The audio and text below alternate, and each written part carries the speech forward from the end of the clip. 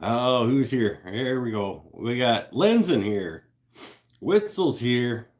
Waldrop's here. Brian's here. Lily's here. Pinnell Hurst. Pinnell's on vacation and still showed up. Attaboy, Pinnell. Last time you went on vacation, you didn't show up. I threatened him today, though.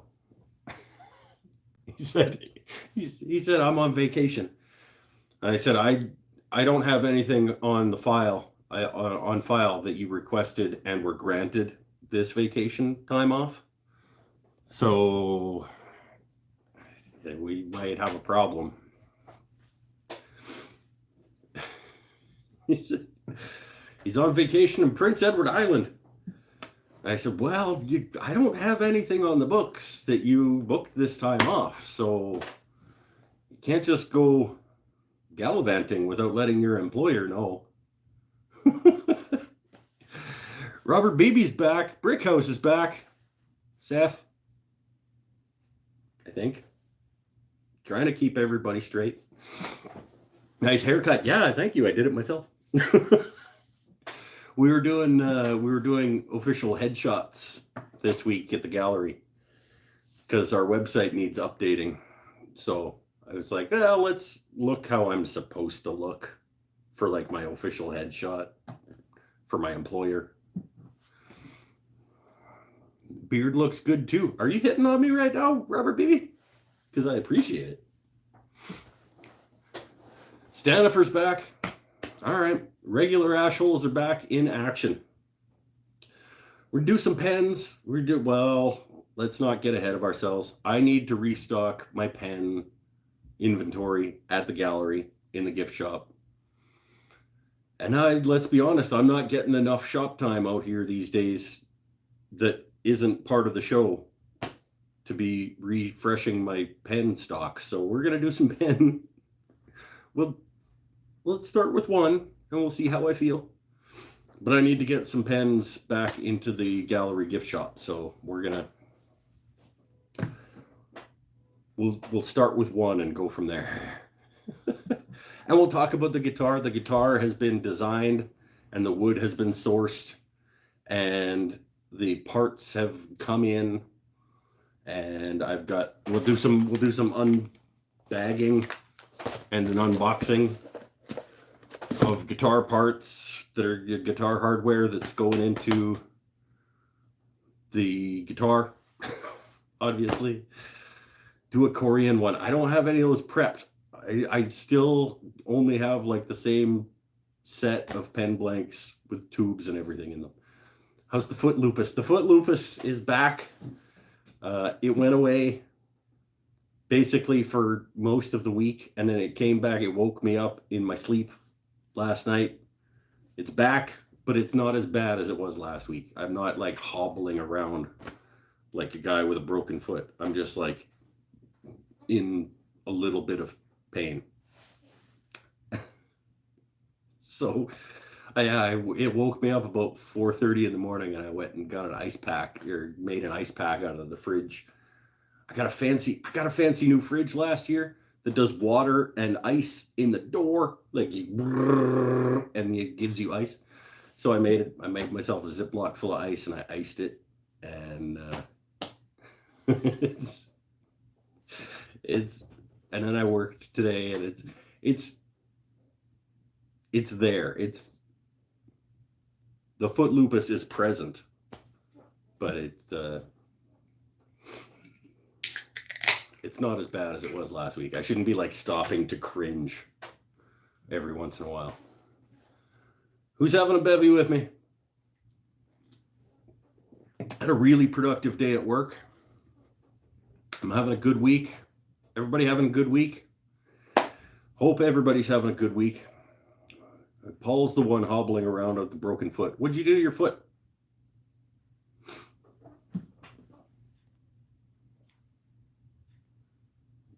Says Oregon Burls had an auction at all recently. Who is Oregon Burls? And how do I get some of that? They probably have an import fee or something. CJ Teague. Hey, people talking. CJ Teague. I bought a Nova G3 Protex chuck. So I'm ready to learn how to use this turning things. Don't come here to learn. Oh, I don't have my things. Or I'd show you that don't come here to learn.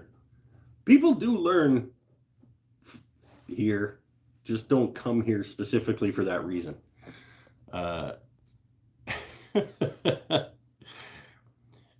Yeah. Well, welcome to turning, my friend.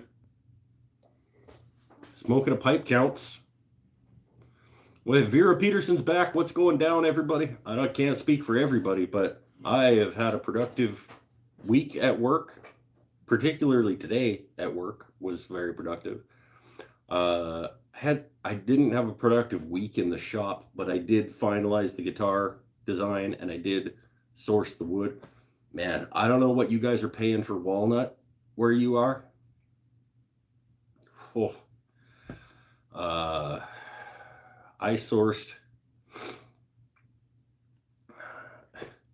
went and bought, I'll show it to you in a little bit.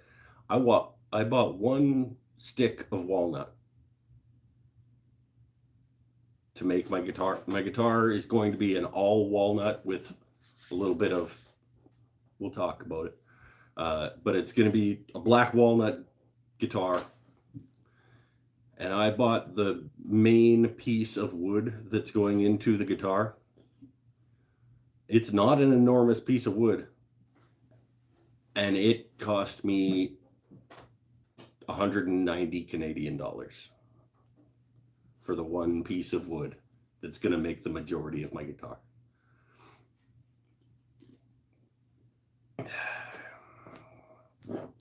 Bought some 8/4 today at 25 per board foot, and that's 25 American. So you paid more than I did even.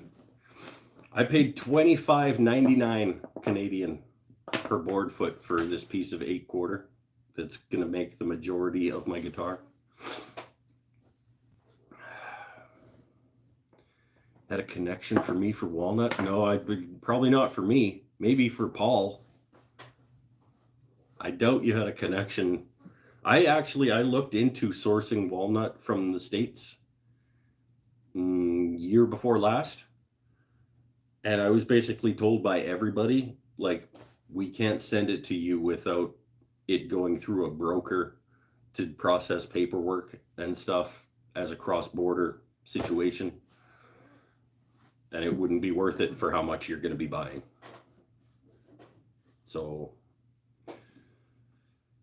it is what it is. I mean, it's my guitar. It's for me. And this $190 worth of walnut is almost all the wood that's going to go into my guitar. Smuggle it in like drugs. Except like on a trailer. No, I don't want to do that. I'll just pay. I just won't make things out of what. I mean, if you're making things to sell, it's the cost of materials goes into your product. So things made out of walnut are going to be costing more when people buy them from me. This guitar is a little bit more expensive than I thought it was going to be to make. But it's my guitar. It's fine. There's one piece of walnut. Let's just show it to you, because I can probably get it in the screen. Well, maybe not. It's pretty big. This is my piece of walnut that I paid $190 for. It's got a big knot in the middle that goes through to this edge. But that's okay, because I'll explain to you the breakdown of it in a little bit. But this is my $190 piece of walnut.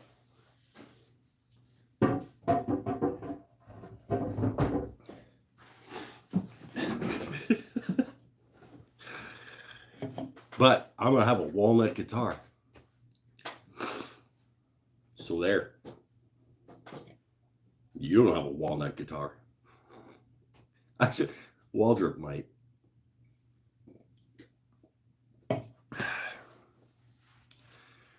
Yeah, so that was fun. It was fun paying for that. I was not expecting 26. I was expecting 20-ish.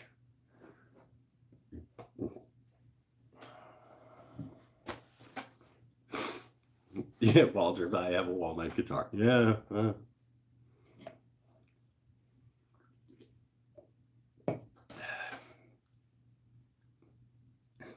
It is what it is. But I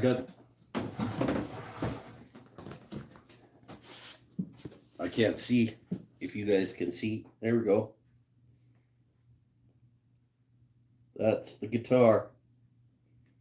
I simplified the F hole a little bit to make it a little bit more elegant, a little simpler and cleaner.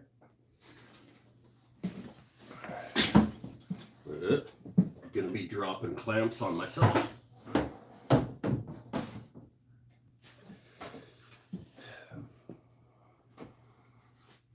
I have walnuts and I have a guitar. There you go. You just glue all those walnuts onto your guitar, and then you can say you have a walnut guitar. I may have a source in the future, but he doesn't have a kiln, so it would be air dried. Air dried walnut is fantastic. I don't know that I've ever worked with it, but from everything I hear, if you can get air dried walnut, it's supposed to be amazing stuff to work with.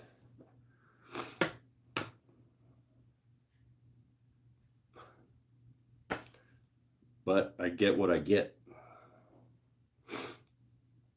I don't have a guitar, but I have a wall and I have nuts. There you go. You just put your nuts on the wall, and then you've got walnuts. Oh, Lenson's out already. Wanted to take my minds off things. Oh, okay. Later, man. I hope whatever it is you're trying to take your mind off gets better. You're always welcome back. Making a barn caster guitar for a guy out of his granddad's barn. Spent 2 hours pulling out nails today. Yeah, that sounds like, how about you charge a lot extra for, that sucks though. Like his sentimental, like coming out of his barn, the wood from his barn, and then you're gonna have to charge him a bunch of labor to pull nails.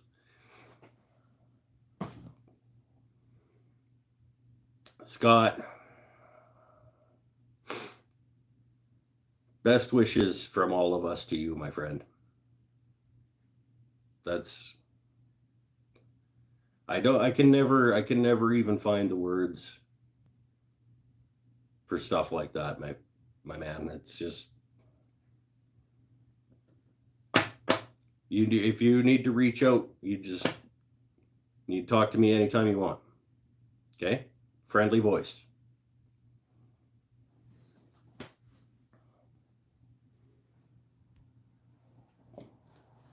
You need a virtual shoulder? You got it right here.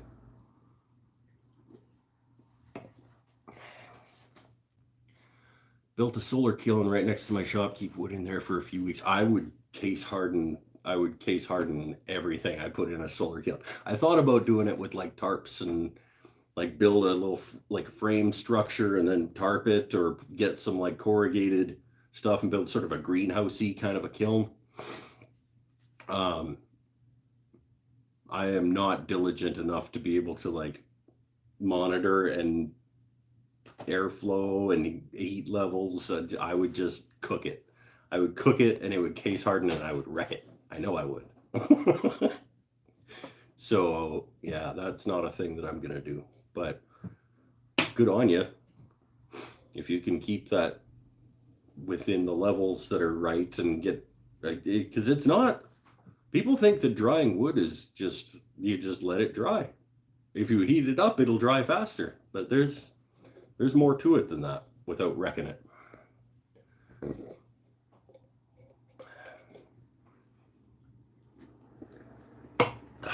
Oh, I was just about to do a poll. I don't think I want to do a poll. You guys are terrible at polls. I'm gonna pick somebody. That's what I'm gonna do.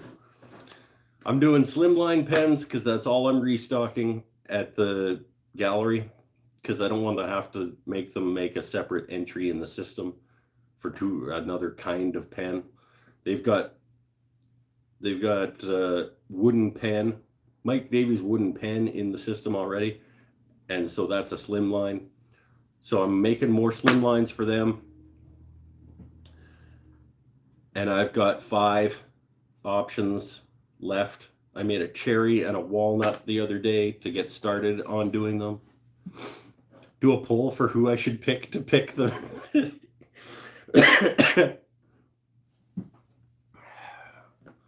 all right. Let's let my friend Chris Pennell pick the wood.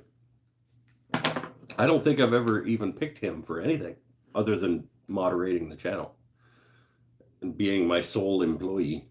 I don't think I've ever picked him for anything. Pennell, we got Bubinga,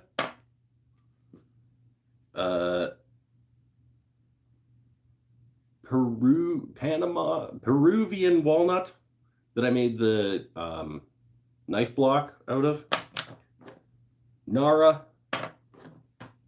cherry, and Spanish cedar from Waldrop.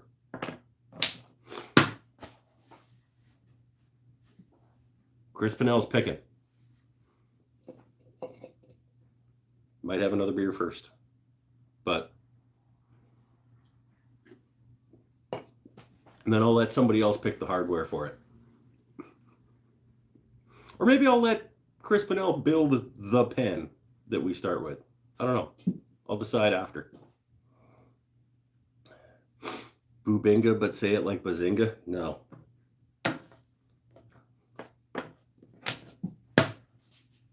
No.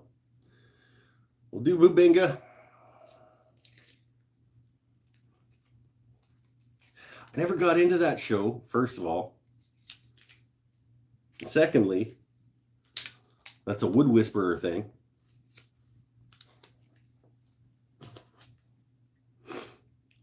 And I don't get paid like him, so I'm not... Bubinga Slimline. I am going to have another beer first before we do this, because I had a super productive day, and I am feeling the show, and I'm ready to make it a turning show. Not like some weeks where I'm like, I don't really feel like turning. I do feel like turning, just not yet. I'm going to drag you guys along for a little while first. That's not why. I need to... Well, obviously, I was a few minutes late. So I was rushing up until Wood Whisperers lost his main sponsor with Powermatic. He's fine. Don't worry about him. He's okay.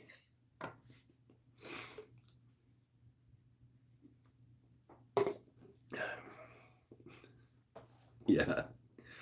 15-year sponsorship with Powermatic. I've turned a few Bubinga pens. Turns nice. I've done a few. I want to say this will probably be my 4th or 5th Bubinga pen. It is a little bit... It's nice because it's a little bit oily.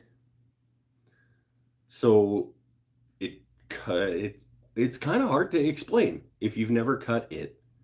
It cuts nicely, but it does want to splinter, but it kind of avoids splintering, even though you can tell that it wants to. It's a hard thing to explain, Bubinga. It's pretty dense, but I don't know if you're going to be able to see it's probably not going to want to focus on the tightness of the pores. It's a fairly dense African hardwood. But it does cut pretty nice. Shouldn't have too many problems with it. I say that, but I've had problems with things I shouldn't have problems with before. Are we even allowed to start yet? I haven't seen any Australians. Can't start without any Australians. Oh, damn. Speaking of Australians, I have to edit a podcast for Monday. It's not an Australian, but the one after it is. That's what reminded me. I need to edit. The audio is edited. The video is not. For the high school shop teacher podcast. That it should be coming out on Monday if I get it edited. The audio will be out on Monday. I don't know if I'll have time to between now and then to edit the video. Hopefully. I have to set aside some time tomorrow.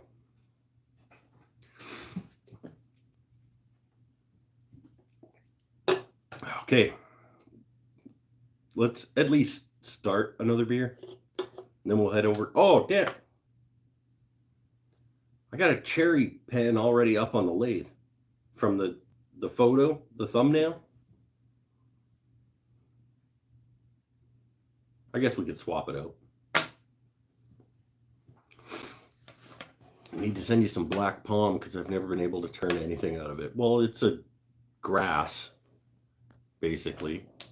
And it's, yeah, I don't imagine it would be pleasant to turn. It would splinter all over the place. Got some black palm a while back, but it wasn't stabilized. So as soon as I started turning it, the thing exploded. I can see that. I can see that. Yeah, it's a very stringy, grassy kind of substance. I can't imagine it would be fun.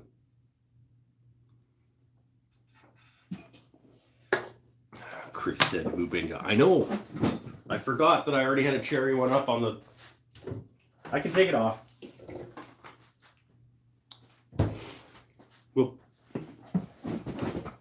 We'll swap it out for the Bubinga.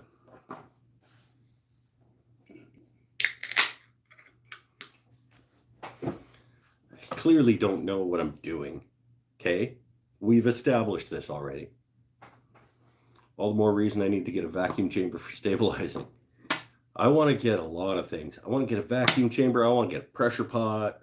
I want to get a drum sander. I want to get a bigger shop.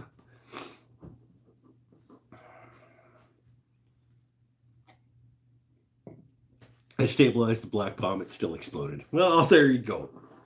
There you go. I was super disappointed. I still have it over here. I'll show you.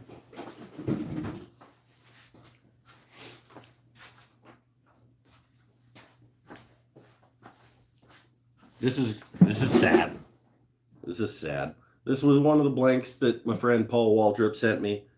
It was purple stabilized cottonwood. And when I was drilling it out, I blew out a whole bunch of the end of it. Going in this way. And when it came out this side, it just exploded like too much. Turn both of. Come on. Them. I planned on doing more than one blank. I should have cut this oversized, knowing what I know now. Because now it's too short. And I don't know what to do.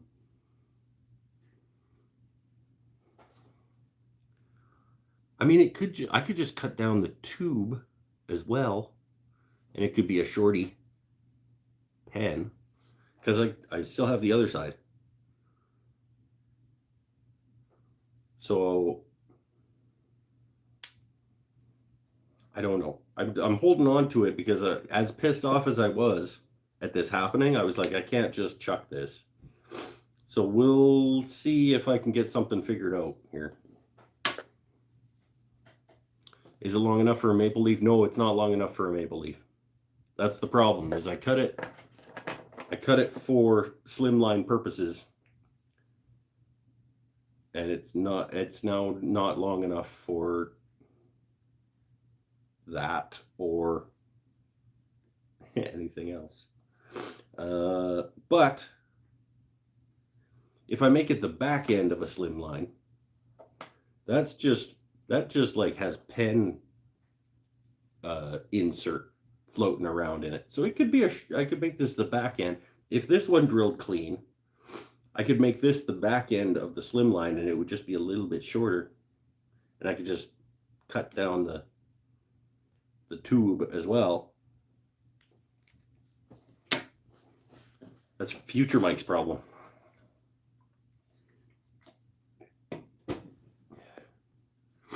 Sand off and glue on piece of walnut, turn that.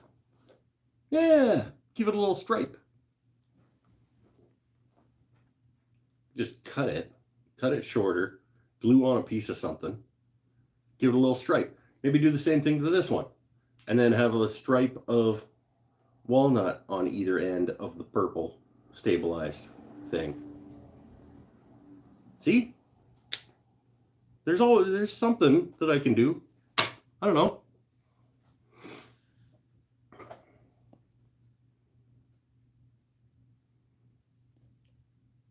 What are we talking about? Another hobby?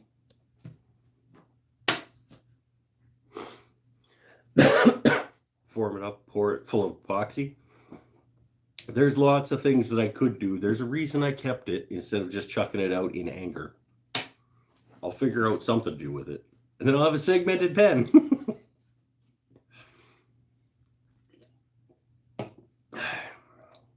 Let's do Chris's Bubinga. It's not Chris's Bubinga, but he picked it. He doesn't get it. It's for sale at the gallery.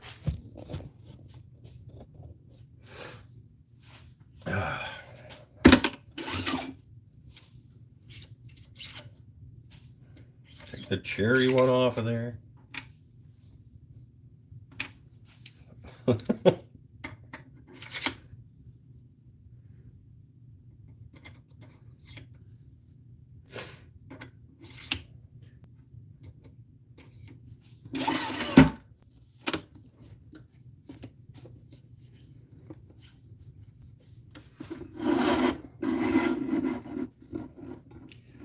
Put the cherry one after. We'll put the cherry one over here for after. So we'll do Bubinga and then cherry, and then we'll see how I feel. I need a mask. I need a tool. This thing to be spinning.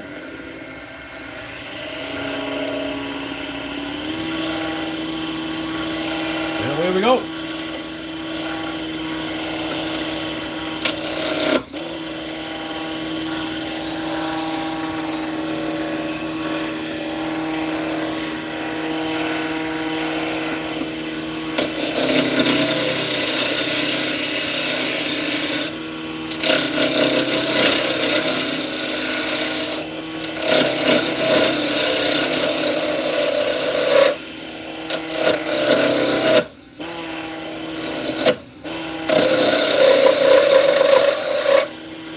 Try to bite a little too hard.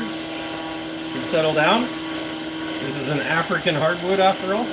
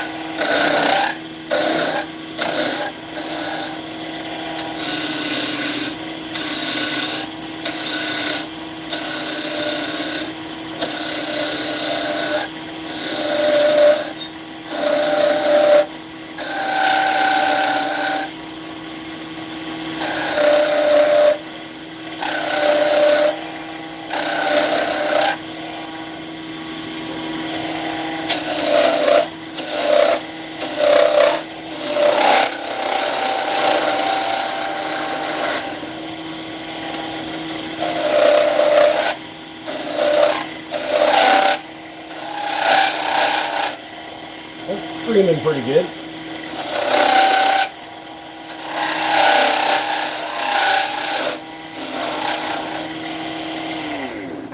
Am I just tearing this out all over the place? No, it's good. It's good. See, this is one of those weird things that I was talking about how it like sounds and feels like it wants to rip itself apart, but it really isn't.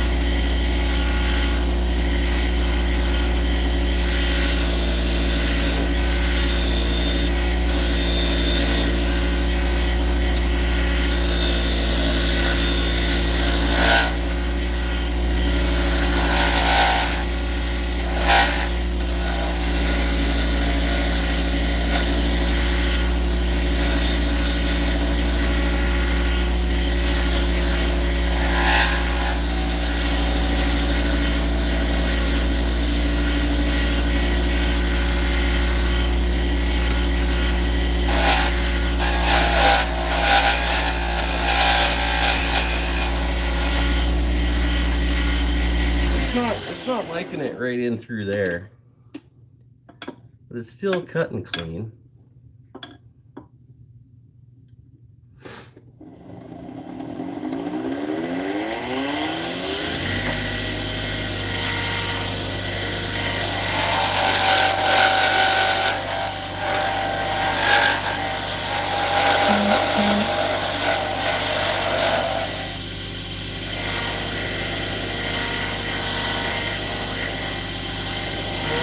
It's a little fat still.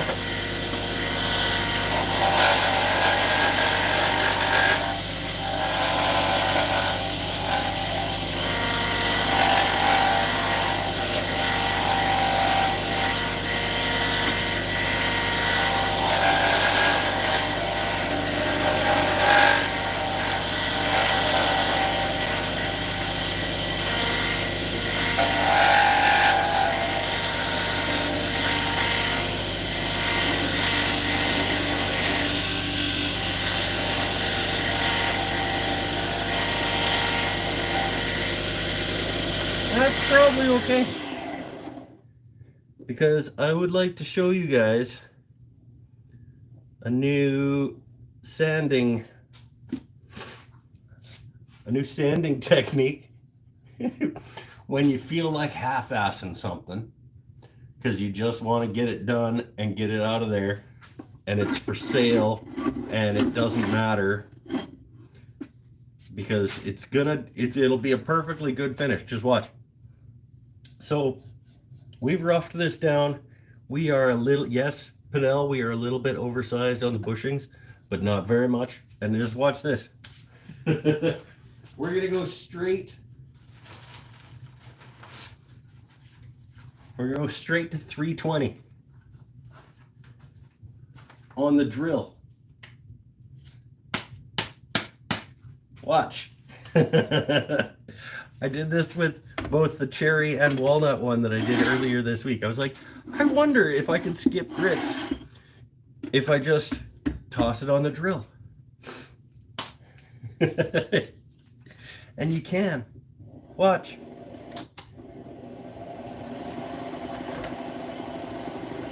.320 straight off the carbide tool.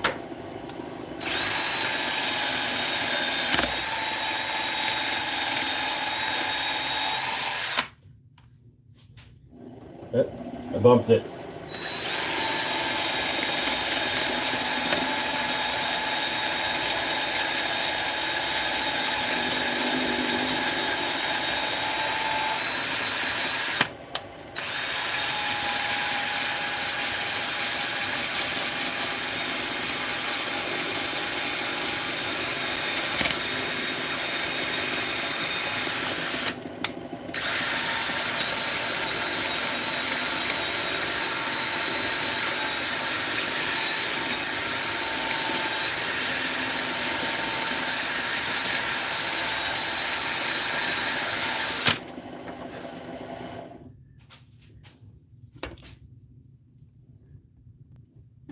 beauty. Just don't come here to learn. Yeah, that's right. This is not how you're supposed to do this. But I just went straight to 320 off my carbide square tip tool.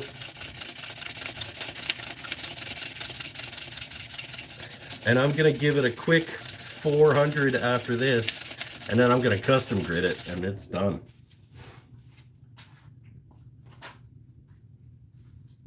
I don't happen to have a tack cloth out here right now.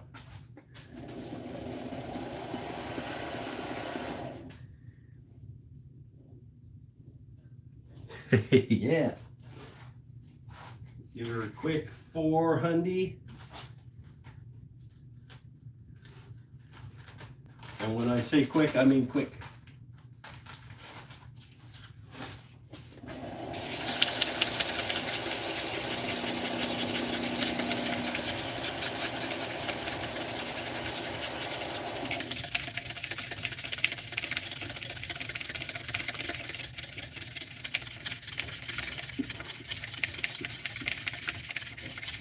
There we go.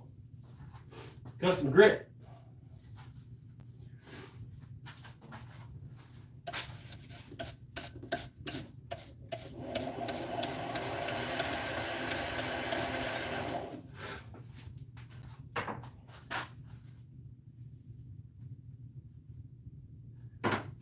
Step one.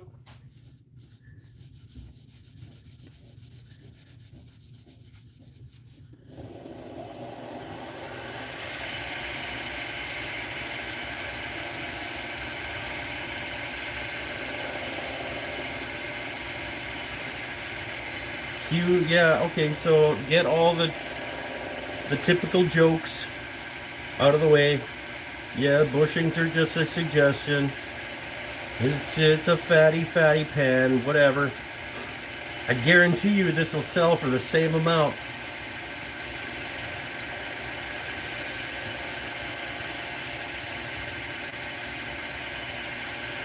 And whoever buys it is going to give it to somebody as a gift, and they are going to be super happy to receive it.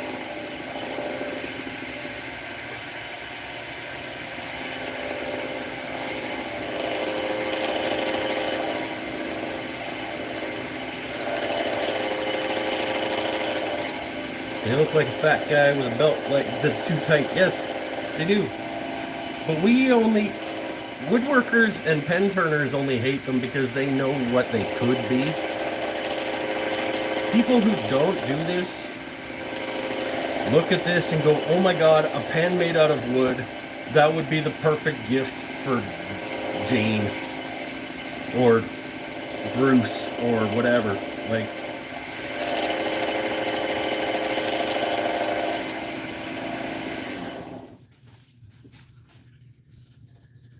the general public does not notice or care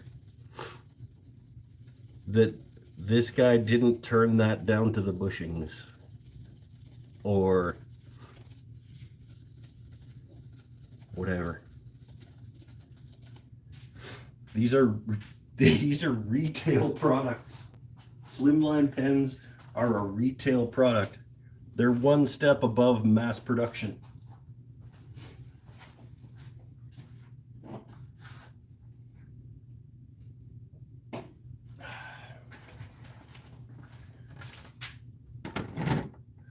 Jean or Ruth, interesting name choice. I think I went with yeah, Bruce, I think was one of them, but made a bunch of Slimlines for Christmas. First year I got a lathe, haven't made any since. I make them because they sell. I can buy a pen kit. I can buy 60 pen kits for $48 or something plus shipping, and I can sell them for $25 a pop, $30 a pop, and people love them, and I can't keep them in stock.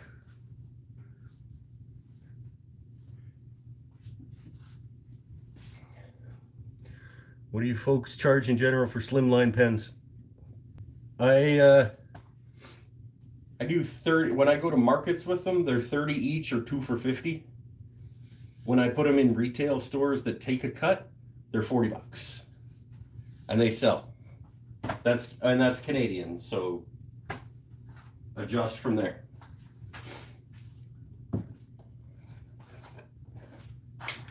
Do a quick step 2.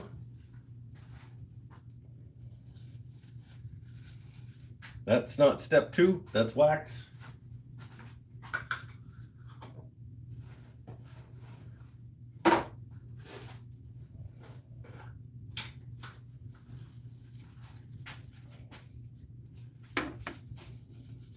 The gallery can't keep my pens in stock, retailing them for $40, of which I get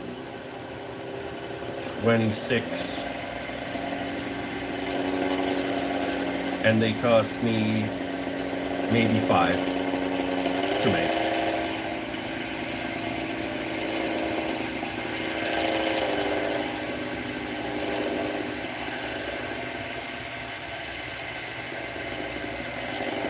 In terms of return on investment, this is the highest profitability that my shop gets, is Slimline Pens.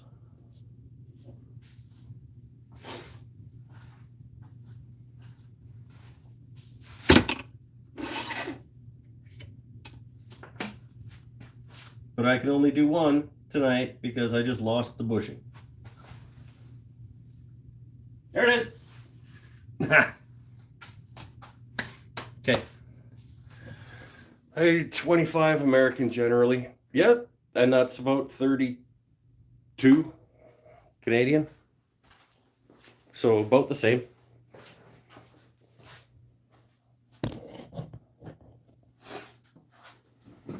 Have some rare material. Yeah, it's a matter of your material plus time, etc., etc. I figured out that I could sell them for 30 each with no cost going to a retailer or whatever. And people buy them. And that's enough profit for me. I don't make Slimlines because I don't like them. Yeah, fair. The cigar and other twist style pens sell for 25 wholesale to a local shop. Yeah, and if you can get a wholesale deal and they're going to buy a ton of them, then that changes the equation as well, right? Like if I was going to batch them out 20 at a time for somebody else to sell, that'd be different. If I'm using rare material, I'm going up to a more expensive kit. There you go. You can call it, hey, Alex Vladov, thanks for coming along.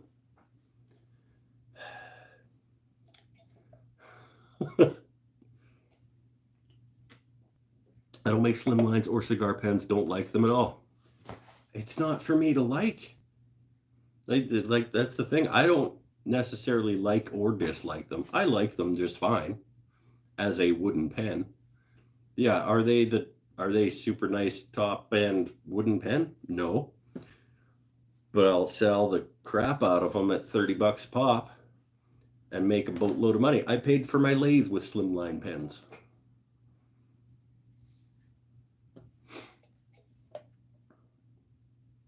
That's just fact.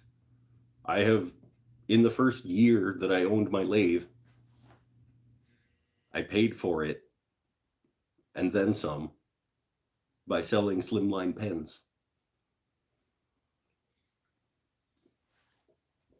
So you can't, I mean, don't hate the player, hate the game kind of a thing, I guess. You can buy a lathe by turning Slimline Pens in a year.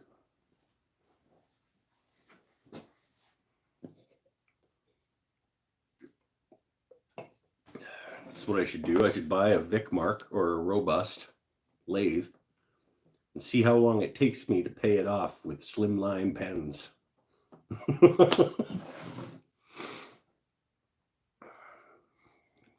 Being a Marine, I assumed to use the logo to make pens for a Marine auction. Oh, I think I saw you talking about this on Facebook. Yeah. Lots of places are super picky about logos and stuff. Like the NCAA and the NFL, Disney,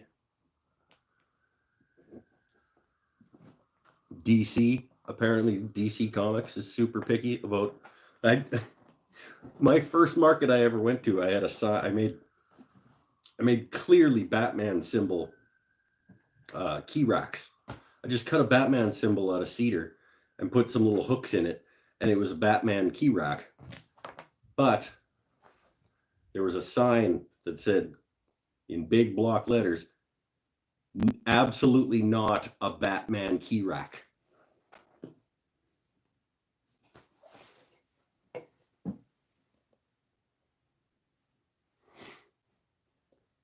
Gotta buy a one-way.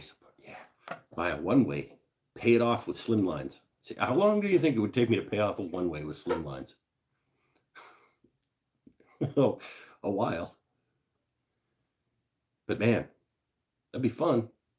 And I'd have a one-way. It wouldn't be fun. Who am I kidding? I don't want to make a one-way worth of Slimlines. Even at $25 profit per pen, that's what, 500 pence? I don't know.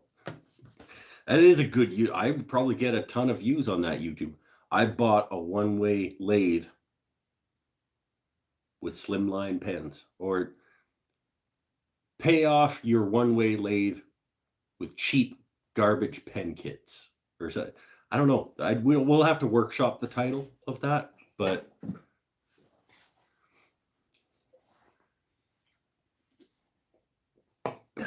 buy a $10,000 lathe with cheap pen kits. No, that's not grabby enough. I don't know. We'll figure it out. No, we won't. We're not doing that. But yes, I mean, my $1,000 lathe was paid off in under a year by turning pens.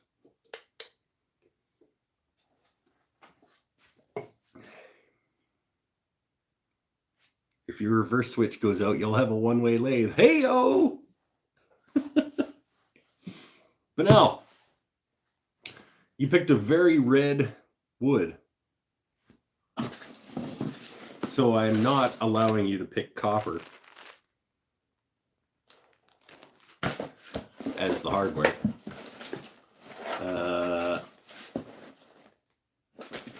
And I might be out of gunmetal. Chrome.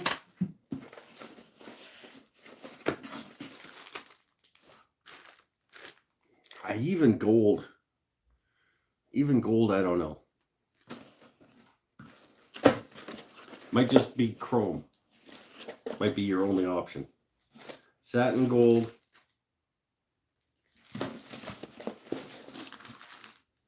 Shiny gold.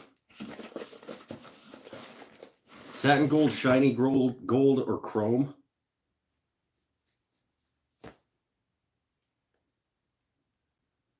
I usually pair my reddish pens with chrome/silver. All right. You cool with chrome? Because I don't have a satin pearl, and that would be the other one that I would probably say would go with that.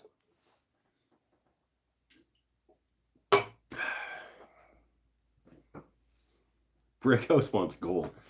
I don't know. Reddish woods and gold I don't really like.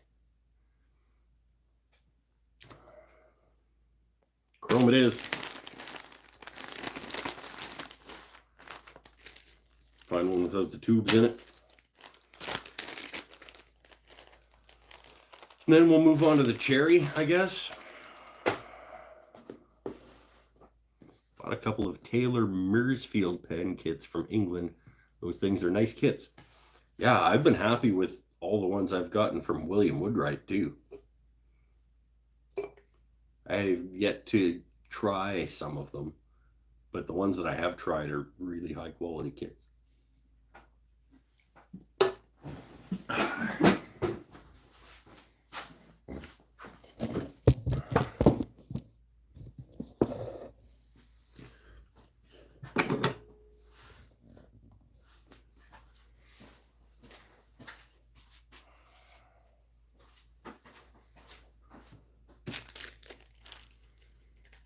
go Chrome Bubinga.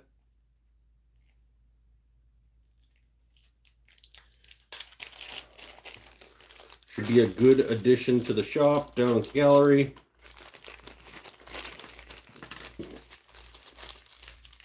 And like I said, they all sell eventually. They just have to wait for the right person to show up.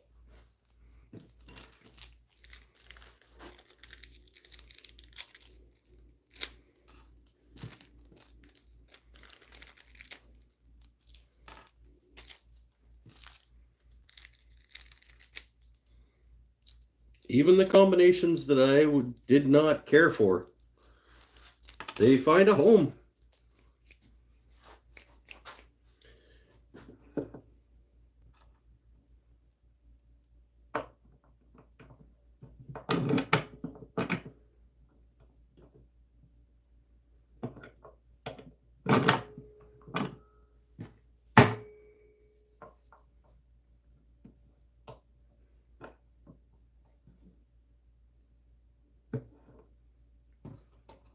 Go front half.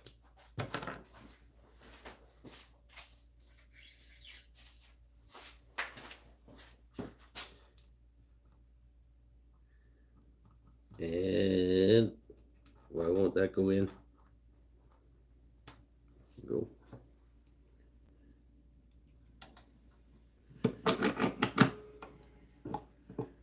Back half.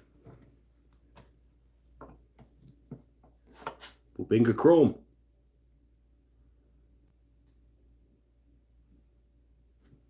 Except, as I frequently do,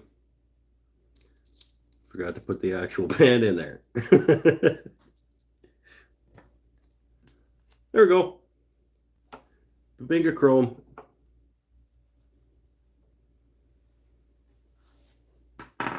Let's have a sit. Then we'll do the cherry.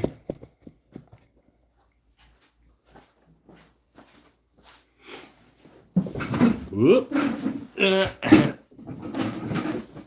Chair's fine.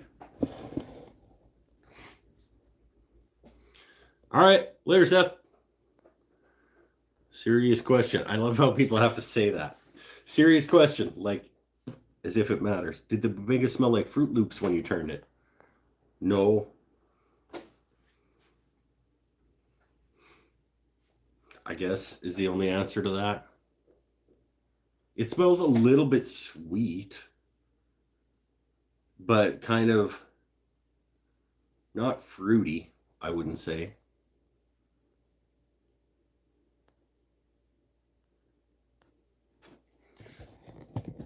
Like sweet, kind of like cherry, but obviously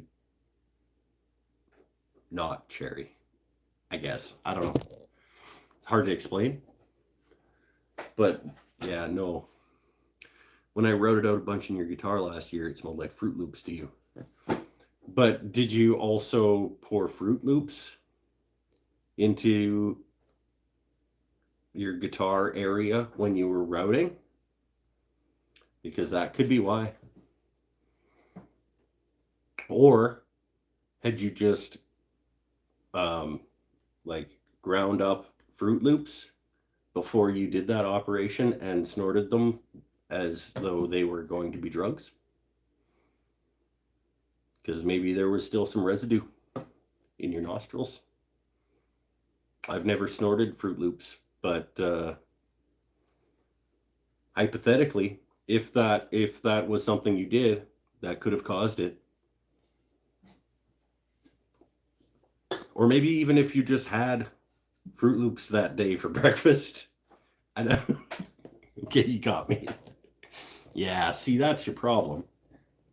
You're snorting Fruit Loops because you can't afford cocaine. This show, man. In any case, it's that Fruit Loop cologne you were wearing. Could have been. Or maybe that particular piece of Bubinga had been stabilized with Fruit Loop infused resin or other substance was more of a Captain Crunch kind of kid. Enjoy the pain as you eat. Yeah. Ooh, sharp bits. Yay.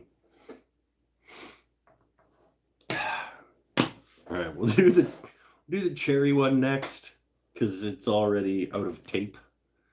And that's a huge hassle to take the tape off of one of the other ones. It's not at all. I have various, let's do those after.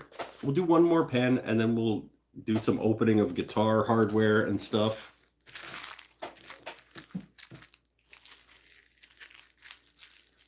That pen can go with those other two that I made.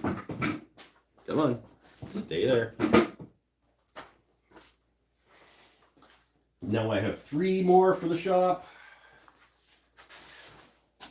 Hoping to bring them a half a dozen. I need a new beer.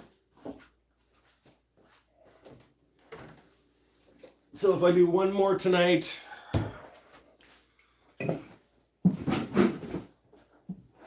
that's only 4. I'll do 2 more before Wednesday. Before Thursday. When we reopen. The Venn diagram of people who enjoy Captain Crunch and hate the roof of their mouth is just a circle. Yes. If you're ever angry at the roof of your mouth, Captain Crunch or Cinnamon Toast Crunch is also pretty sharp.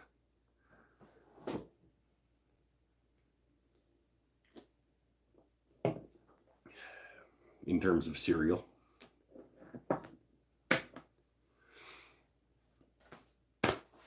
Okay. Cherry and copper. We'll do cherry and copper next. And then we'll be done turning for the night, probably. Probably. We're an hour in already, so. I picked cherry and copper.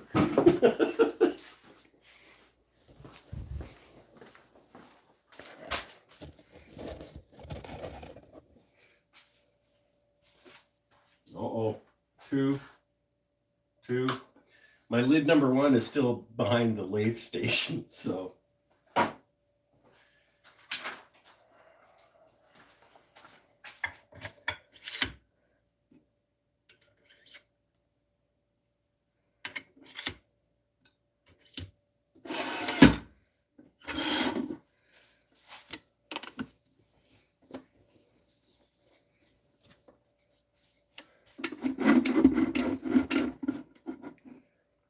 Should we, just for fun, should we try this one at speed? Should we just see how quickly we can make a pen?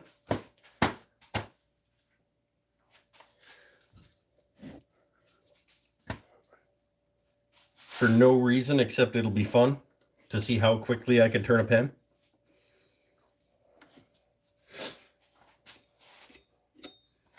Let's do it. I got more blanks. I can blow this up. Let's just, somebody time me. I'm at 1:43. I'm going to start the lathe when it clicks over to 1:01. Or an hour and 1 minute. 54, 55, 56. All right, an hour and 1 minute. Go the right way.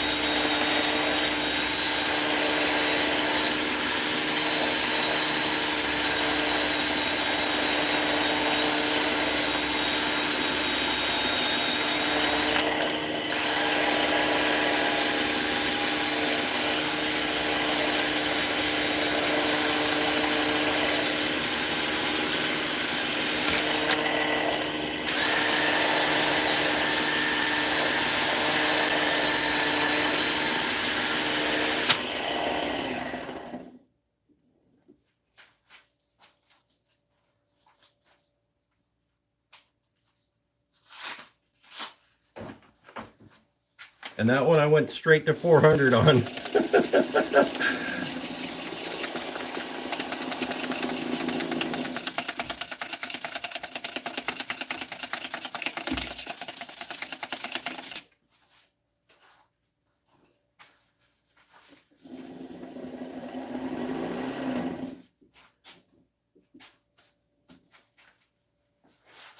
Step one.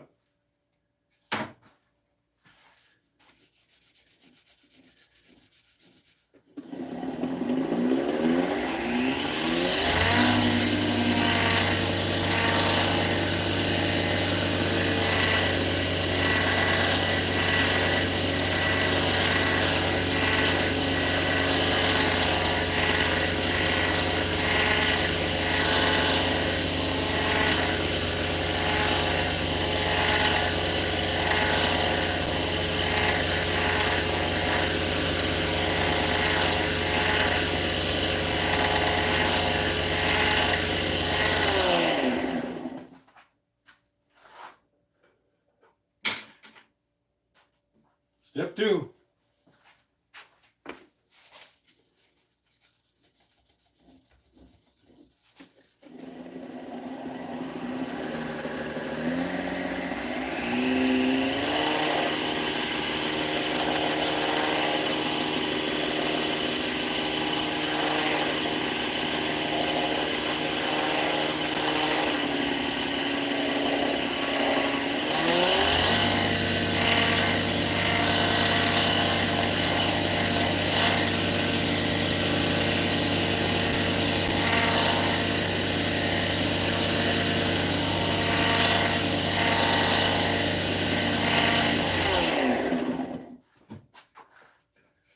Do we have to assemble it too for the?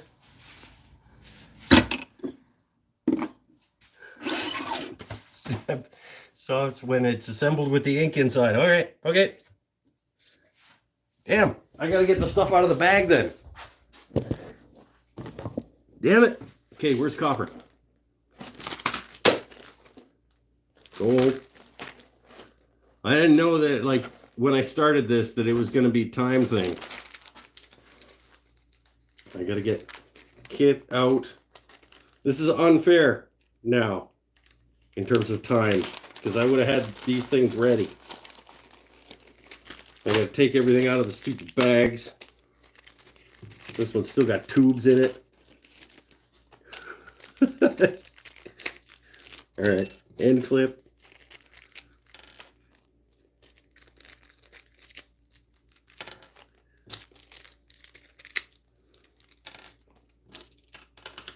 Tubes.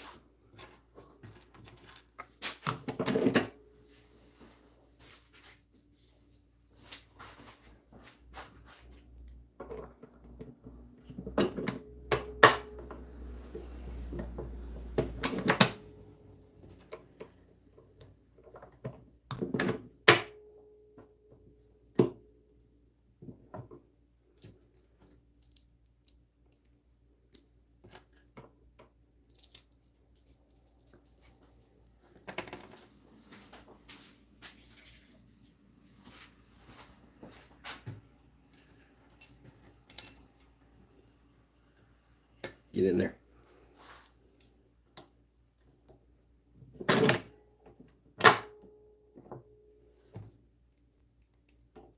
Here we go. 107.22.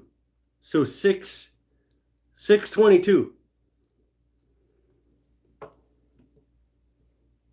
Cherry and copper. Slimline. That was ridiculous.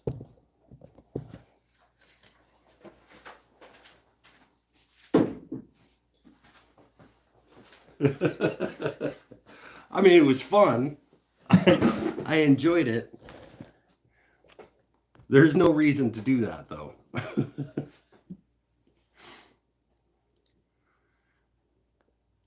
Where you got? It's like one of those speed runs on YouTube where they best Mario in 7 minutes. It's using a skew now. No, not yet. I did buy one. I don't have it yet. The actual turning was 1:21. Really? That's good. I mean, it's cherry, so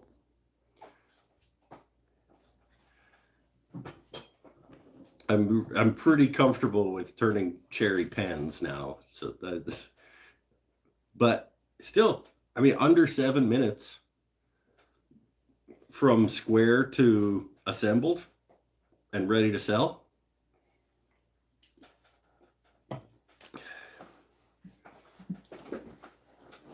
I'm good with that.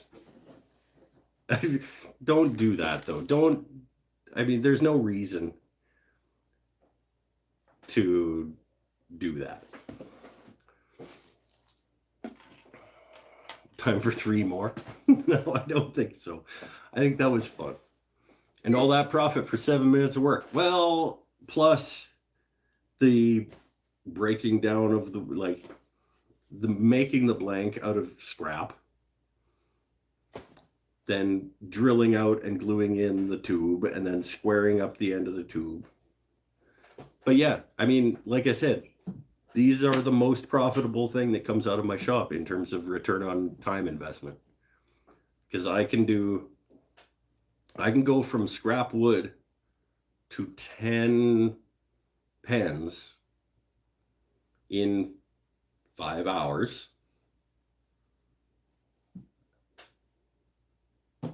Let's just say that I can do that.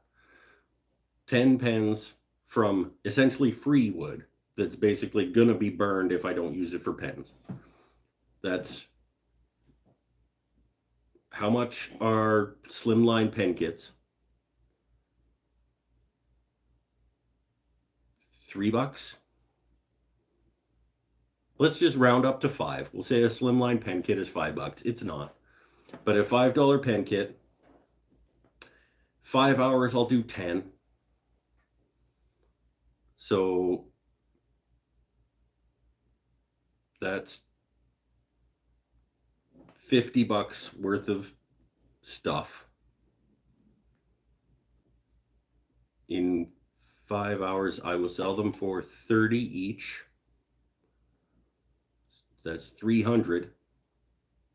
$250 profit for 5 hours is, I don't know. I'm not a math guy. Help me out. $250 in 5 hours should be $50 an hour.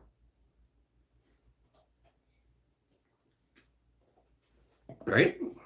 I think. I don't know. We're all going to time ourselves and chime in next week with her. That'd be great. We should do a speed slimline challenge. Actually, that's a cool idea. I should challenge other YouTube woodworker guys or gals or Instagram people. Just how quickly can you turn and assemble a slimline pen? We all do it just for fun. It's a good idea. We'll do it for charity or something. And we'll auction. I'll get a bunch of us together to do it.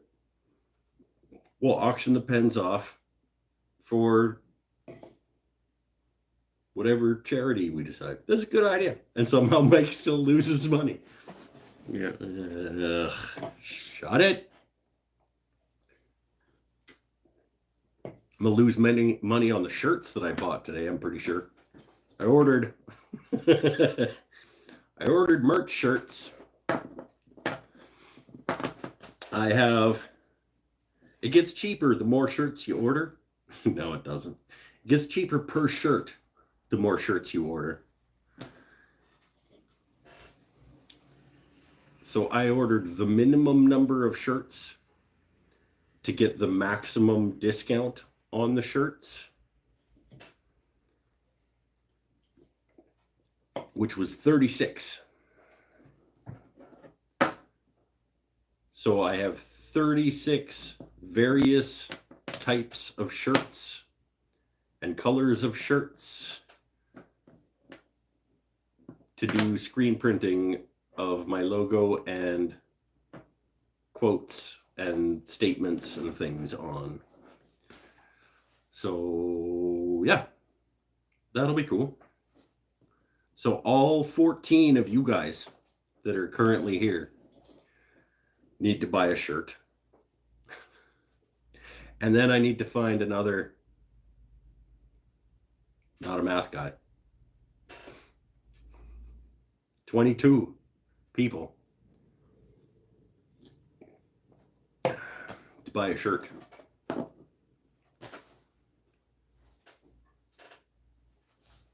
So we'll get that figured out eventually. Probably we'll just, I don't think I'm going to put them up on the Etsy store, because it would be like, do you want this shirt that's only available in these 2 sizes and this one color as an individual item on the Etsy store? I don't think that's going to work. I think it'll be like,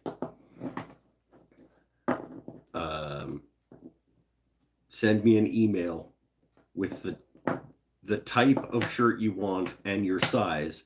I will let you know if I have it. And then if I do, I will sell it to you, and I will print it and send it to you. Yeah. What colors did you go with? I went with, well, see, that's the other thing too, is in the various types of shirts, there were only certain colors available in the certain sizes that I wanted to buy. So I got a bunch of black. I got a couple maroons. I got some navy. I got some, what's it called? That's like muted color.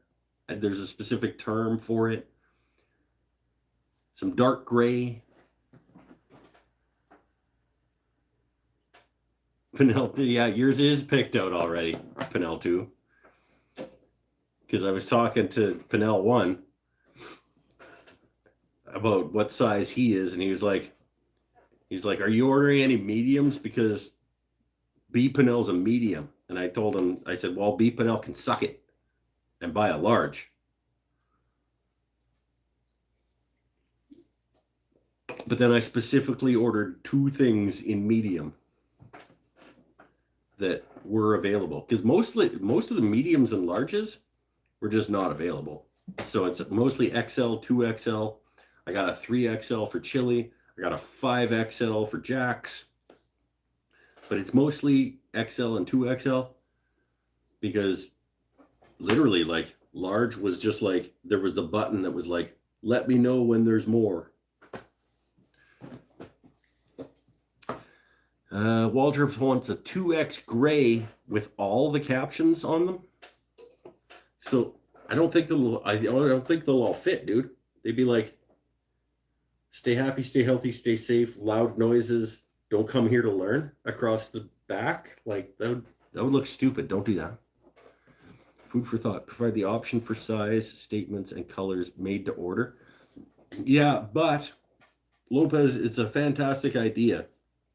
But in Etsy, when you make a new item available, the optioning system in the back end is not great. So I would have to do black t-shirt. And then when you go in there, it would be pick your size and customize. But you couldn't do t-shirt and go in and go pick your color, pick your size. Maybe you could pick your color, pick your size, and then customize. I'll look into it, but it feels like it would be a lot of extra work in the back end business side of things for very little return, considering I'm getting like 2 of each. Like, there's 2 XL black t-shirts. There's 2 XL black t-shirts. And I'm going to let you guys have first access to them, and then I'll figure out what to do with the rest of them. It's a mess. I didn't think it through, but I wanted to get them ordered, and I want to get them made. Plus the Etsy cut. Penel is correct. Plus the Etsy cut. Plus shipping. Plus shipping from the shirt place to me has to be added in. I think I can get them down to a pretty good price point by doing them myself, but I still don't know how much it costs to do screen printing. I have to get the screens made, buy all the ink and supplies to do the screen printing. Give me some credit though. Like, I ordered a bunch of shirts. I'm gonna have a hoodie. I have 2 medium things. Pinel 2 and Lopez are gonna have to fight over my 2 medium things. Is there something on your Patreon to have a list of some sort? Well, Patreon peeps will get first crack at the options. So when they come in, I will put them on Patreon as like, you guys have first custom order of these options. And it'll be a list. It'll be t-shirt, black, XL, t-shirt, 2XL, black. And I'll give you the whole list. And you can say, if you're on Patreon, you can say, dibs, one of those maroon golf shirts in XL. And then you can pay me, and then I will print it and send it to you. And then after that's done, it'll go out to live show people. I'll do a live show where I have the remaining list of options. And you guys can do it by email. You email me and say, I would like to purchase, please, a navy blue hoodie with this on the back. What's your PayPal? And we'll do it that way for now. And then when I'm down to like 10 leftover things, I'll figure out how to get them on Etsy, or I'll do giveaways with them or something. I don't know. But it'll be logo up here like this. It'll be my logo. And I've got t-shirts, polos or golf shirts, and a couple of hoodies, but hoodies are expensive.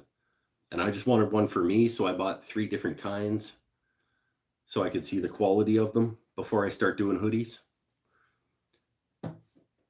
But he'll hopefully learn to screen print before he does yours. No, Lopez gets the first one off the line. If it's all smudgy and shit, that's Lopez's. I'm going to do the medium. The medium ones are going first. So Lopez and B. Pinnell get like possibly smudgy logos.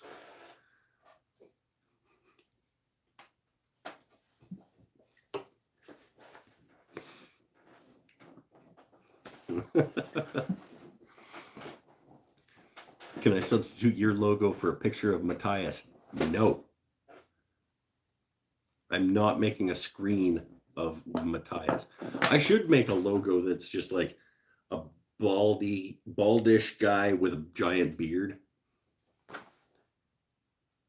It's like a silhouette of a giant beard, baldish guy. Should be one of the images that I have available, but it won't be. Because calm down, okay? I'm surprised that I've gotten this far with this process.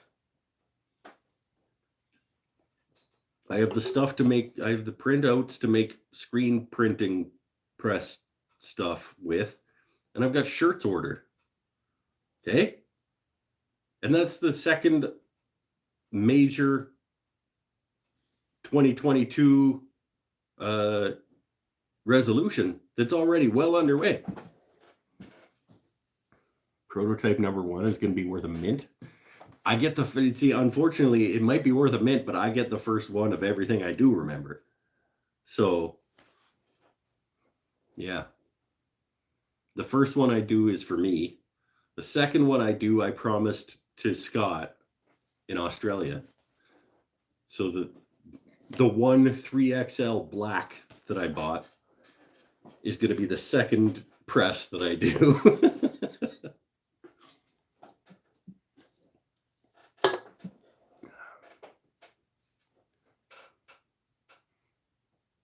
The bearded woodworker has that logo.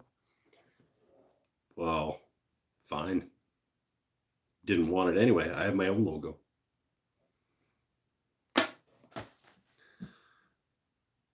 It's a fun show. Oh, we got to do some openings. I need to.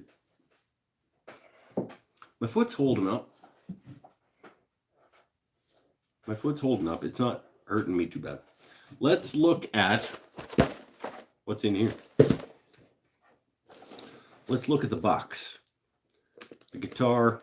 Maybe I don't want the first one in this case. I do think maybe the first one should be the mediums. The first two should be the mediums. Because screw them for being little. They get worse quality things for being small.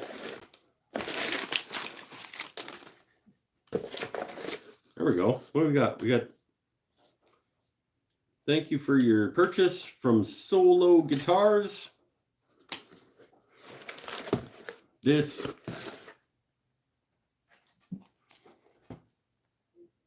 is my Seymour Duncan JB humbucker. That's the plastic is cracked, so I should send it back.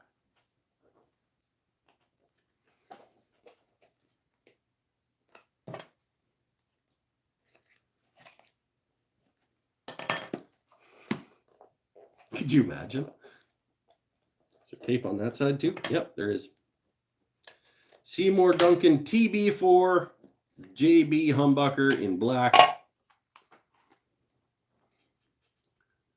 is what is going into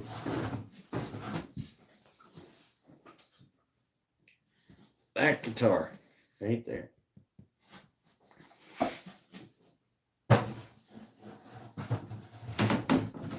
Actually spent proper money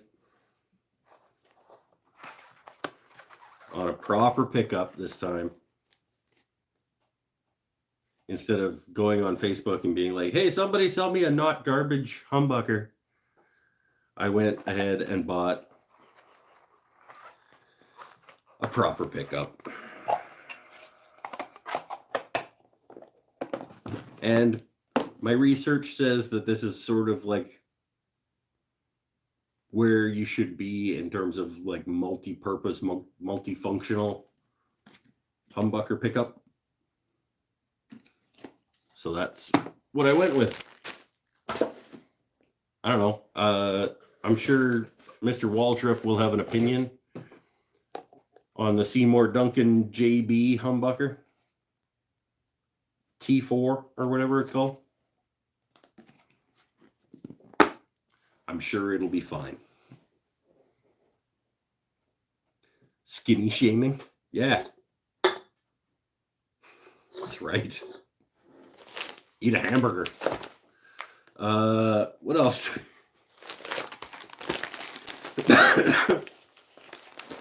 got some Amazon parts. Not super thrilled to have gone through Amazon for, but I didn't go through like, they're not like Amazon guitar parts. I just went through Amazon for them. I've got some forceps. I don't know if you can see those for like inlaying dots. See here. Got bags upon bags. Cut it open. It's in here. This is my jack plate in black. This is a bag of potentiometers. These are black pickup covers times 2. I only need 1, but they come in 2s. This is my black Tune-O-Matic bridge. This is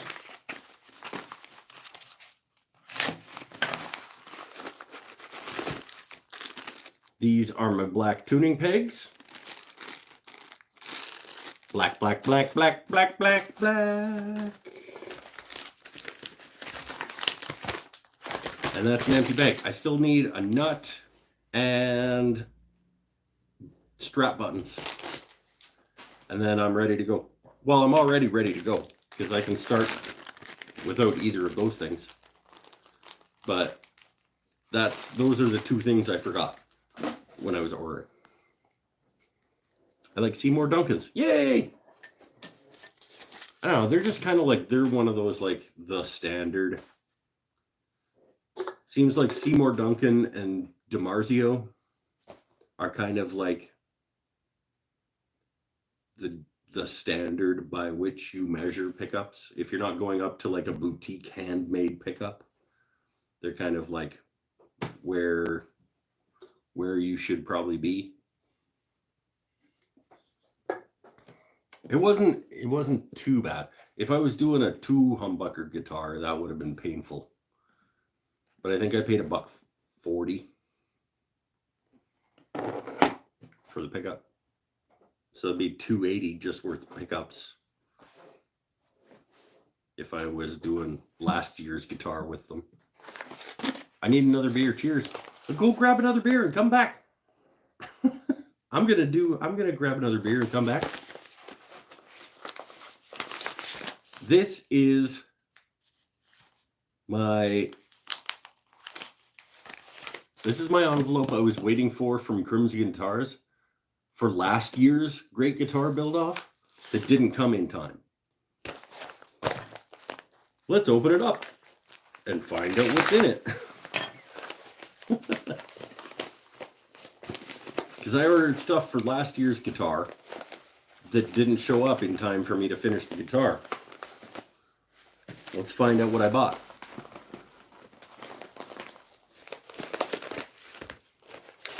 I don't know if bare knuckles are handmade, but the price they charge, they should be. Yeah, well, if they're not handmade, they're certainly boutique. All right, got side dots. Little bag of abalone side dots. We've got, oh, right. I was waiting for this, and then I had to use copper tape instead. This is our shielding paint. Crimson Guitars shielding paint. So you don't have to use copper tape on your cavities to shield your electronics. What are these? Totally don't remember what I ordered that I couldn't use for last year's build. Oh, this is a full set of the fret polishing rubbers.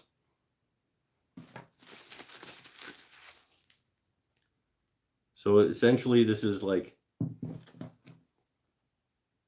these are like sandpaper erasers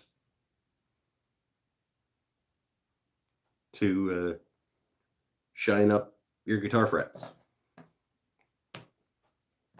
Don't know what order they go in.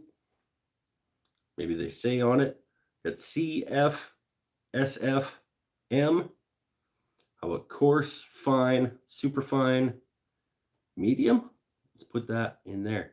Coarse, medium, fine, super fine, maybe? I have the fret polishing. Okay, so these are good, Paul says. And then I also have little tubes. Bunch of little tubes. Bunch of little tubes of Inlay Powder. That one doesn't have a label, but some of them do. This one, because it came from the UK, this is the Aluminium Inlay Powder. And I got the full set. So I got copper, brass, carbon black, bronze, aluminum, and unlabeled. I'm gonna go with gunmetal. That's the gunmetal one. So inlay powders, fret rubbers, shielding paint and side dots is what I was waiting for last year, hoping it would show up before I was done my guitar. And I'll use it on this year's guitar. Yeah, that's cool. What's in here? Oh, that's... I already did that one. Jack plate. Yeah, so guitar is ready to be started. I've got my piece of walnut. I've got 3 rosewood fretboard options. Leaning towards this guy for like the gradient that is coming through. But I don't know. They're all pretty awesome. I've got my big piece of walnut, and I've got a piece of Panama rosewood that I'm going to laminate into the neck, into stripes in the back of the neck, so that it adds some structure, a little bit more twist and flex resistance.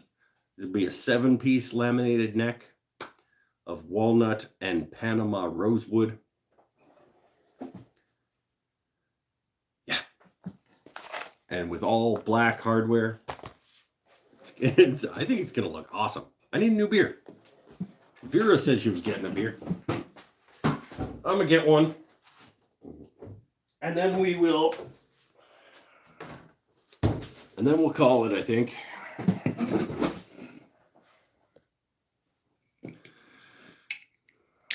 I have a full set of the colored powders also. They seem like they were a decent... If I remember correctly, I was like, yeah, those would be better than sawdust for like inlaying my initials on 12. I would have used something that popped a little more, other than, you know, I did the inlay on 12 with cherry sawdust and CA. I think maybe aluminium might have been nice.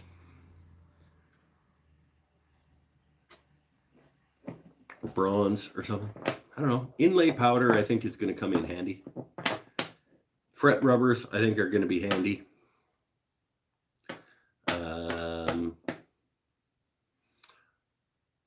I know you don't like shielding paint, Paul, but I didn't really like copper tape. So I'm going to give that stuff a try this time.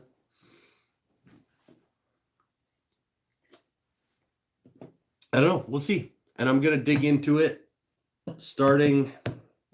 Damn, I wanted to start tomorrow, but I can't now because I have a thing. And I also want to see if I can source a figured piece of 4/4 walnut to book match for the top. Because originally my plan was, I'll see if I can show you. It's going to be a little hard to explain. Ooh, okay. So this is my 8/4 piece of walnut. I'm going to rip about a 2.5-inch strip down this side to get the wood of my neck out of, the majority of the wood out of my neck, other than the rosewood strips that are going to give it stability and accent. And then half the body comes out of the other half the body comes out of this. And what I was going to do was just resaw a 1/4 inch off each of those chunks, and then hollow out the semi-body, the semi-hollow areas, and then glue the top back on after I did the F-hole and stuff. But I kind of think that I would rather source a super figured, like, crotchy kind of walnut and use that as the top. because my initial plan was to make it so that it's a cohesive thing. I'm going to rip these 1/4 inch panels essentially off of the body and then do what I need to do and then glue them back on, and it'll be like a cohesive thing. Like these just came off and then went back on. But I'm going to be missing at least 1/8, probably closer to 1/4 of wood. And then around the outside of the guitar, that grain isn't going to match up as precisely as I'm going to want it to. So why not make the top out of like a figured walnut so that you break that grain match on purpose, and then you got like crotchy, feathery figuring in the top of the walnut guitar as well. So it's a debate that I'm having with myself, and it's going to depend on whether or not I can find that piece of wood in the next week, because I want to get building this. And I'm not going to start milling that until I've made that decision.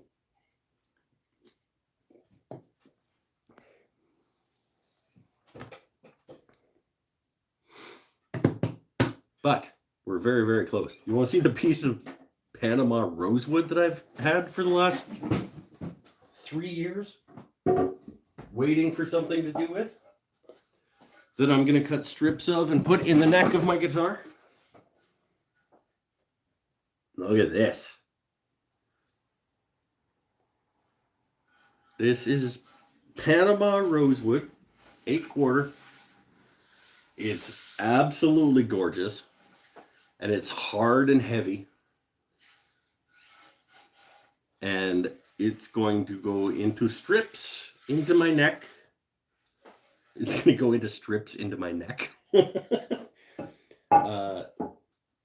I'm going to cut that into strips. It's going to be, like I said, it'll be a 7-piece laminated glue up of walnut and Panama rosewood neck. And then I'll use the Panama rosewood probably also to make the control knobs and the truss rod cover.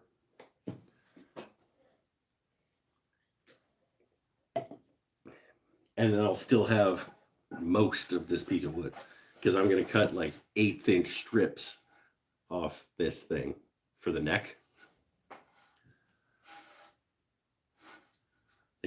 This piece of wood, I think, was about 109. It was probably about the same amount as that piece of walnut, actually. This is an expensive piece of wood. Make sure to get the kickback on camera when it goes into strips into your neck. Well, I'm always filming. I will be ripping the strips of this on my bandsaw, because I don't want to be losing a ton of this while I'm not going to resaw it, but I'm going to be ripping 1/8 inch strips off of this on my bandsaw, and then I'm going to take them to my buddy's drum sander to get them ready for install into the neck. I'll make a wicked fingerboard. This is why I bought this piece of wood 5 years ago, because I was thinking, like, well, rosewood makes guitar necks. And so I bought this thinking I would make guitar necks out of it. And now I'm going to actually, well, I was going to make fingerboards out of it.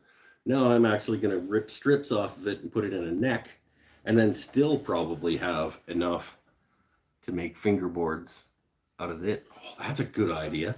I'll rip the strips off this side for this guitar, and I'll leave myself that much of it to resaw this way to make fingerboards with, because that, you're right, those would be wicked fingerboards. Yes, that's what I'm going to do. I'm going to rip the strips. Oh, shit. That's deep. And I'll rip the strips for my neck off that one side.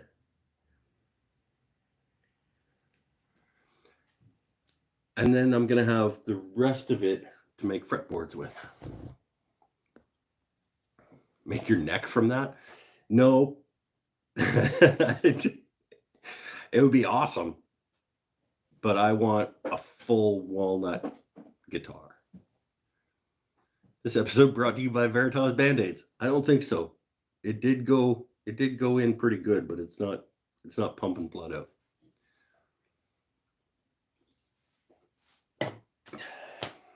Just a couple of strips just to stabilize the neck a little bit and accent the underside of it. And then I'll use that accent as the truss rod access cover and the knobs. Yeah. It's going to be fun. All right. Later, Paul. Stay happy, stay healthy, stay safe, my friend.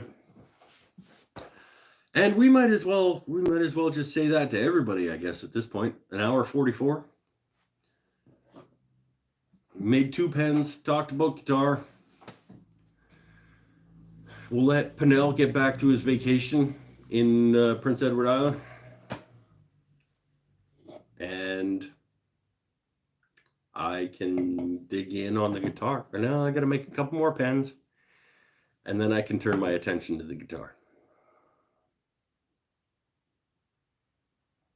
Yep.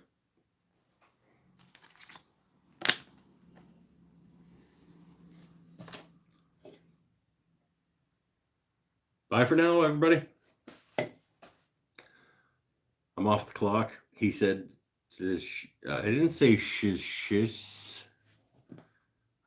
Oh, crap. Now I did. Oh, you tricked me. Hey, later, McGill. I don't think I saw you. Thanks for coming again. We will, I'll let you guys know when the shirts thing is figured out. I've got to make the screens for it. I got to learn how to do it. But sometime in the next, during the process of making the guitar, I'm also going to learn how to screen print shirts. And we'll have those up for sale. Stay happy, stay healthy, stay safe. We'll see you next time. Bye for now. Good show. Good show. All right.